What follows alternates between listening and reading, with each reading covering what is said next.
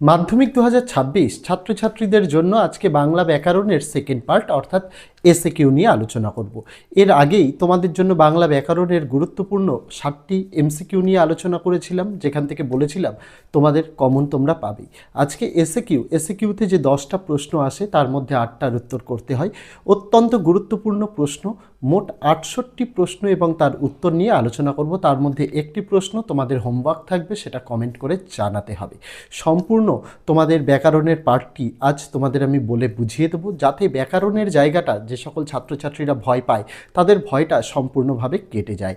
আমার মূল উদ্দেশ্য এটাই, আমি সাজেশানের পাশাপাশি প্রত্যেকটা জিনিস ছাত্রছাত্রীদের উত্তর সহ বুঝিয়ে দিই।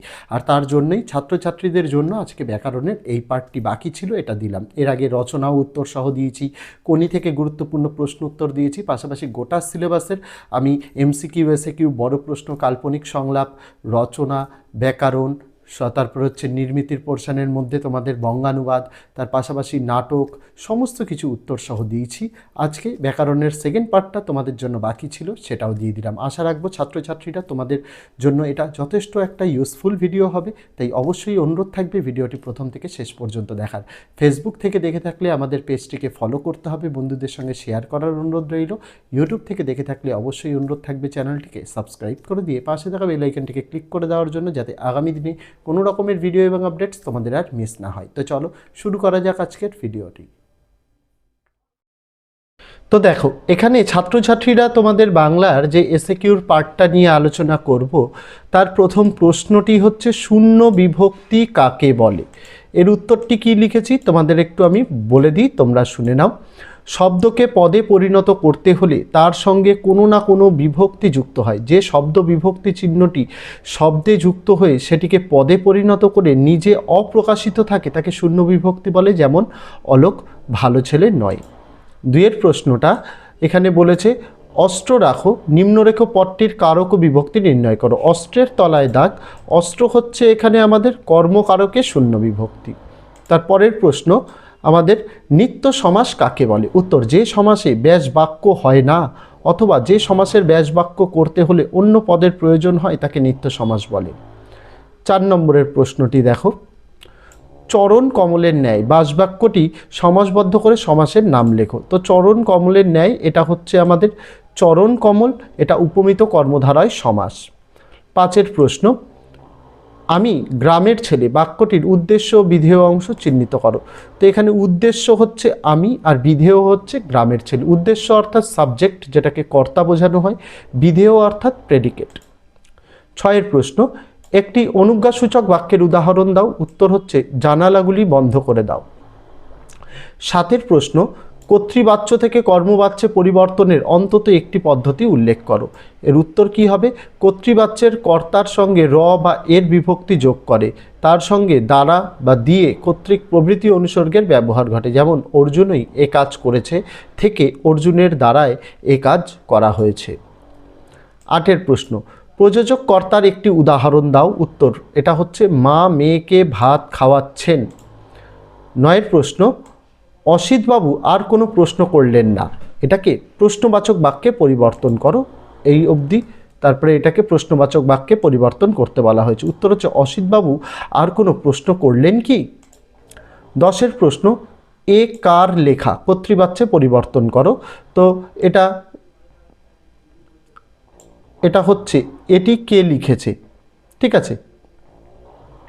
তারপর 11টা শব্দ বিভক্তির একটি উদাহরণ দাও। উত্তর, এখানে লিখে দেওয়া হয়েছে উদাহরণটা ভালোভাবে ডিটেলসে দেখো। তারক বোনকে বই দিল। এই বাক্যে তারক শূন্য বিভক্তি রয়েছে, আর বোনকে বোনের সঙ্গে কে বিভক্তি রয়েছে, ঠিক আছে। আর বইয়ের সঙ্গে শূন্য বিভক্তি রয়েছে, তাহলে শব্দের শূন্য বিভক্তি হচ্ছে শব্দ বিভক্তির উদাহরণ। তারপর হচ্ছে প্রযোজ্য কর্তা কাকে বলে। উত্তর, প্রযোজক কর্তা যাকে দিয়ে কাজটি সম্পাদন করায় তাকে প্রযোজ্য কর্তা বলে। যেমন মা মেয়েকে ভাত খাওয়াচ্ছেন, এখানে মা খাওয়ানোর কাজ করলেও ভাত খাচ্ছে মেয়ে, তাই মেয়ে এখানে প্রযোজ্য কর্তা। 10 প্রশ্ন, নিম্নরেখ শব্দটির কারক ও বিভক্তি নির্ণয় করো। কহ দাসে লঙ্কার কুশল, কুশলের তলায় দাগ, এটা হচ্ছে কর্মকারকে শূন্য বিভক্তি। তারপর সম্বন্ধপদ কাকে বলে। উত্তর, এটাই দেখো, র বা এর বিভক্তিযুক্ত যে পদের সঙ্গে ক্রিয়ার কোনো সম্বন্ধ থাকে না কিন্তু বাক্যের মধ্যে অন্য পদের সঙ্গে সম্বন্ধ থাকে তাকে সম্বন্ধ পদ বলে, যেমন রমার বাবা বেড়াতে গেছেন। 15 প্রশ্ন, গৌর অঙ্গ যাহার, ব্যাস বাক্যটি সমাসবদ্ধ করে সমাসের নাম লেখো। এটির উত্তর হবে গৌরাঙ্গ সাধারণ বহুব্রীহি সমাস। তারপর কর্মকর্তৃবাচ্য কাকে বলে? উত্তর যে বাচ্চে, এটা স্পেলিংটা একটুখানি মিস্টেক হয়ে গেছে, এটা বাচ্চে চয় জফলা একার হবে। যে বাচ্চে কর্মকে কর্তৃপদ বলে মনে হয় তাকেই কর্মকর্তৃবাচ্য বলে, যেমন গাড়ি চলে, শঙ্খ বাজে ইত্যাদি। তারপর বাবুটির স্বাস্থ্য গেছে কিন্তু শখ 16 আনাই বজায় আছে, সরল বাক্যে পরিণত করো। এটা সরল বাক্যে পরিণত করলে হবে বাবু স্বাস্থ্য গেলেও শখ 16 আনাই বজায় আছে। তারপর 18টা, আর কোনো ভয় নেই, প্রশ্নবোধক বাক্যে পরিবর্তন করো। দুভাবে এটা করা যায়, দেখো দুটো উত্তরই দেওয়া রয়েছে। আর কোনো ভয় নেই তো, বা এরকমও করা যায় আর কি কোনো ভয় আছে। 19 প্রশ্ন, বুড়ো মানুষের কথাটা শুনো, কর্মবাচ্যে পরিণত করো। উত্তর কি হবে? বুড়ো মানুষের কথাটা শোনা হোক। তারপরে 20 দাগের প্রশ্ন, বিভক্তি ও অনুসর্গের একটি পার্থক্য লেখো। পার্থক্যটি কি? দেখো এখানে লেখা আছে যে বিভক্তির চিহ্নগুলি অর্থহীন কিন্তু অনুসর্গের নিজস্ব অর্থ আছে। তারপর 21 প্রশ্ন, মন্দিরে বাজছিল পুজোর ঘণ্টা, নিম্নরেখ পদটির কারক ও বিভক্তি নির্ণয় করো। এখানে মন্দিরের তলায় দাগ রয়েছে, তো এটা হবে অধিকরণ কারকে এ বিভক্তি। 22 প্রশ্ন, ব্যাস বাক্য সহ একটি দ্বন্দ্ব সমাসের উদাহরণ দাও। উত্তর হচ্ছে বাবা মা, এর ব্যাস বাক্যটি হলো বাবা ও মা। 23 প্রশ্ন, মেঘে ঢাকা শব্দটির ব্যাস বাক্য সহ সমাসের নাম উল্লেখ করো। তো এটা হচ্ছে মেঘে ঢাকা, এটা হচ্ছে করণ তৎপুরুষ সমাস, ঠিক আছে, বা অলোপ তৎপুরুষ সমাস। এটা করণ হবে, আমি এটা কারেকশান করে দিই, করক হয়ে গেছে। এটা করণ তৎপুরুষ সমাস বা অলোপ তৎপুরুষ সমাস। তারপর বিধেয় প্রসারকের একটি উদাহরণ দাও। উত্তর কি হবে? এখানে দেখো গোলাপ ফুটেছে, একে প্রসারিত করলে লেখা যায় গোলাপ বাগানের এক ধারে ফুটেছে, সুতরাং বাগানের এক ধারে হলো বিধেয়ের প্রসারক। তারপর ঠিক হিসাবের মতো জামাটি না পেলেও স্কুলে যাবে না, যৌগিক বাক্যে পরিবর্তন করো। এর উত্তর কি? ঠিক হিসাবের মতো জামাটি তার চাই, কমা, নতুবা ও স্কুলে যাবে না। তারপর কর্তৃবাচ্য কাকে বলে? উত্তর আবারও এখানে একটু স্পেলিং মিস্টেক আছে, বাচ্য চয় জফলা হবে। যে বাচ্চে বাক্যের মধ্যে কর্তাই অর্থাৎ কর্তৃপদ প্রাধান্য লাভ করে এবং ক্রিয়া তার অনুগামী হয় তাকে কর্তৃবাচ্য বলে, যেমন সোমনাথ দারুণ ফুটবল খেলেছে। 27 প্রশ্ন, তারা আর স্বপ্ন দেখতে পারল না, ভাববাচ্যে পরিবর্তন করো। এটার উত্তর হবে তাদের আর স্বপ্ন দেখা হলো না। তারপর অলোপ সমাস কি? এর উত্তর কি হবে? যে সমাসের সমস্ত পদে পূর্বপদের বিভক্তি লোপ পায় না তাকে বলে অলোপ সমাস বা অলুক সমাস, যেমন রাজার হাট থেকে রাজার হাট হয়েছে। তারপর সে তখন যেতে পারবে না, হ্যাঁ বাচক বাক্যে পরিবর্তন করো। উত্তর হবে তার পক্ষে তখন যাওয়া অসম্ভব। 30 প্রশ্ন, তির্যক বিভক্তি কাকে বলে? এর উত্তর যে বিভক্তি একাধিক কারকে ব্যবহৃত হয় তাকেই তির্যক বিভক্তি বলে। তারপরের প্রশ্ন, সম্বন্ধ পদ কারক নয় কেন? উত্তর সম্বন্ধ পদ কারক নয়, অকারক। ক্রিয়াপদের সাথে সম্বন্ধ পদের সরাসরি সম্পর্ক থাকে না, তাই তা কারক নয়। তারপর অব্যয়ীভাব সমাসের একটি উদাহরণ দাও। উত্তর হচ্ছে সমুদ্র থেকে হিমাচল পর্যন্ত, আসমুদ্র হিমাচল। তারপর নিরপেক্ষ কর্তার উদাহরণ দাও। শুধু এইটুকু করলেই হবে, বাকিটা বোঝানোর জন্য লেখা, সূর্য উঠলে পদ্মফুল ফুটবে। তারপর বলেছে 34টা, নিম্নরেখ শব্দটির কারক বিভক্তি নির্ণয় করো। পৃথিবী হয়তো বেঁচে আছে, পৃথিবীর তলায় দাগ, এখানে পৃথিবী হচ্ছে কর্তৃকারক, শূন্য বিভক্তি। 35 প্রশ্ন, উদ্দেশ্য বিধেয় অংশটি চিহ্নিত করো। ওরা ভয়ে কাঠ হয়ে গেল, এখানে ওরা উদ্দেশ্য আর ভয়ে কাঠ হয়ে গেল, এটা বিধেয়। তারপর সূর্য পশ্চিম দিকে উদিত হয়, বাক্য নির্মাণের কোন শর্ত এখানে লঙ্ঘন করা হয়েছে? সেটি হচ্ছে যোগ্যতা, কারণ সূর্য পশ্চিম দিকে অস্ত যায়, তাই এখানে যোগ্যতার প্রশ্ন রয়েছে, তাই যোগ্যতা এখানে লঙ্ঘন করা হয়েছে। তারপর বহুরূপী শব্দটির ব্যাস বাক্য সহ সমাসের নাম। উত্তর বহুরূপী মানে হচ্ছে বহুরূপ আছে যার বহুব্রীহি সমাস। তারপর 38টা, কলম তাদের কাছে আজ অস্পৃশ্য, জটিল বাক্যে পরিবর্তন করো। এটার উত্তর হবে তাদের কাছে আজ যা অস্পৃশ্য তা হলো কলম। তারপর নদীর ধারে তার জন্ম হইয়াছে, কর্তৃবাচ্যে পরিণত করো। উত্তর, তিনি নদীর ধারে জন্মাইছেন। 40-এরটা তোমরা আমাকে কমেন্ট করে জানাবে এর উত্তরটা কি হবে। যারা রাইট আনসার করবে তাদেরকে অবশ্যই জানানো হবে। কোশ্চেনটি কি, আমাদের মধ্যে যারা ওস্তাদ তারা ওই কালো জলে হরিতকি ঘসত, বাক্যটি কোন শ্রেণীর? মানে সরল বাক্য, যৌগিক বাক্য, জটিল বাক্য নাকি মিশ্র বাক্য, সেটা অবশ্যই তোমাদের কমেন্ট করে কিন্তু জানাতে হবে উত্তরটা কি হবে। 41-এর প্রশ্ন দেখো, রত্নাকর শব্দটির ব্যাসবাক্য সহ সমাসের নাম লেখো। রত্নাকর মানে হচ্ছে রত্নের আকর, রত্নের আকর মানে সম্বন্ধ তৎপুরুষ সমাস। 42-এরটা, ক্ষুদ্র গ্রহ ব্যাসবাক্যটিকে সমাসবদ্ধ করে সমাসের নাম লেখো। তাহলে এটা ক্ষুদ্র গ্রহ মানে হচ্ছে গ্রহাণু, নিত্য সমাস। তারপর একটি নিত্য সমাসের উদাহরণ দাও। চাইলে ওই যে ক্ষুদ্র গ্রহ, উপগ্রহ ওটাও দিতে পারো বা এটাও দিতে পারো। গ্রামান্তর মানে হচ্ছে অন্য গ্রাম, নিত্য সমাস। তারপর উপপদ তৎপুরুষ সমাস কাকে বলে? এর উত্তরে লেখা কি হচ্ছে দেখো, কৃত প্রত্যয়ান্ত বা কৃদন্ত পদের সমীপবর্তী পদকে বলা হয় উপপদ। কৃদন্ত পদের সঙ্গে উপপদের যে সমাস হয় তাকে বলা হয় উপপদ তৎপুরুষ সমাস। যেমন অন্ধ করে যে অন্ধকার। 45-এর প্রশ্ন, প্রযোজ্য কর্তার একটি উদাহরণ দাও। উত্তর হচ্ছে, মা শিশুকে চাঁদ দেখাচ্ছেন, এখানে শিশু হলো প্রযোজ্য কর্তা। তারপর সম্বন্ধ পদের বিভক্তি কি কি? এখানে উত্তর, সম্বন্ধ পদের দুটি বিভক্তি, একটা র আর একটা এর।